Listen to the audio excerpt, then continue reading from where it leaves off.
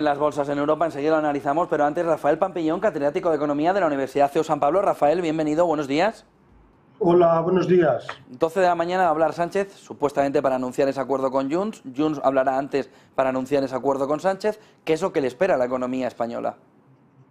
Bueno, un informe de hace 4 días de Standard & Poor's que se titula «Las comunidades autónomas españolas podrían recibir una quita de la deuda del 20% para que todas las comunidades autónomas tengan el mismo trato», podría provocar que se desincentivaría el gasto público en las comunidades autónomas. Es decir, si el gobierno va a hacer quitas del 20%, ¿para qué voy a reducir mi gasto o para qué voy a aumentar mis impuestos? O sea, lo importante es que se decidan estas cosas en el mercado y que las comunidades autónomas, como ha hecho Madrid, pues se financien con deuda emitida en los mercados para que los mercados decidan si cobran un tipo de interés u otro dependiendo del riesgo que tenga. O sea que yo creo que la quita del 20% que va a suponer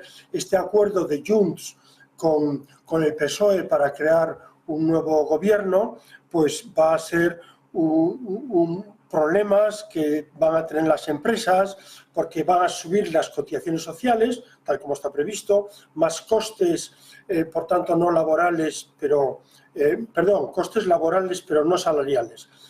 También habrá subidas del salario mínimo, que son también mayores costes laborales. Las empresas van a sufrir más impuestos porque tanto la banca como las eléctricas están teniendo un impuesto extraordinario.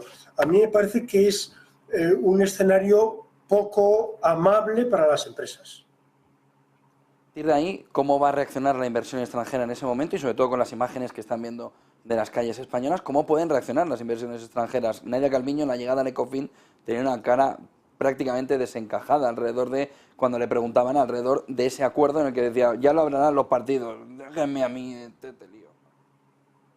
Pues eso es muy importante, porque si no hay seguridad jurídica, si hay cambios pendulares en todo lo que tiene que ver con el trato al tejido productivo, si hoy subimos unos impuestos, luego bajamos el IVA para los alimentos de las familias, pero ahora habrá que volverlo a recomponer porque esa subvención en términos de menores impuestos pues supone menos ingresos fiscales.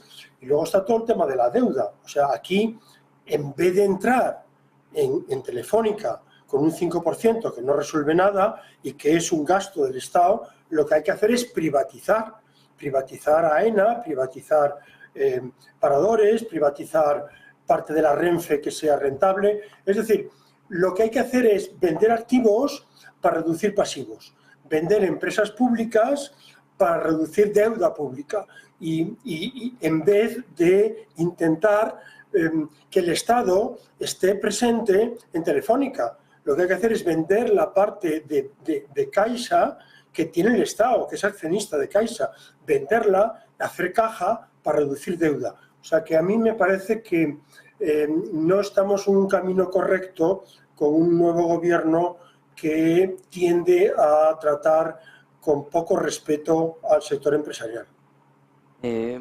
¿Cómo puede reaccionar y sobre todo qué se puede hacer en este entorno por parte de los empresarios, aparte de intentar abstraerse de una situación complicada, ¿no? Es decir, ¿cómo los negocios reaccionan en entornos de conflictividad como el que estamos entrando? Bueno, un tema que es muy importante es que los empresarios se dan cuenta, aunque no tenga nada que ver con la pregunta, los empresarios se dan cuenta de que no tienen trabajadores adecuados para cubrir sus vacantes.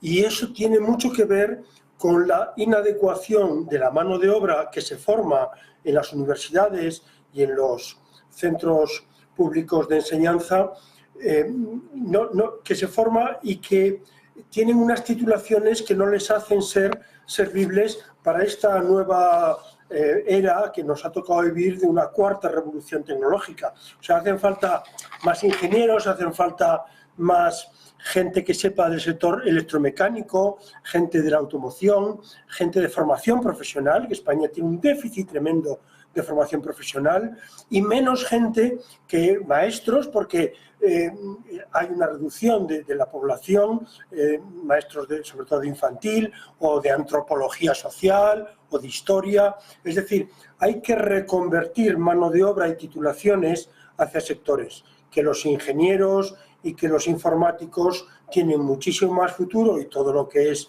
business analytics o todo el tema de datos y de plataformas logísticas.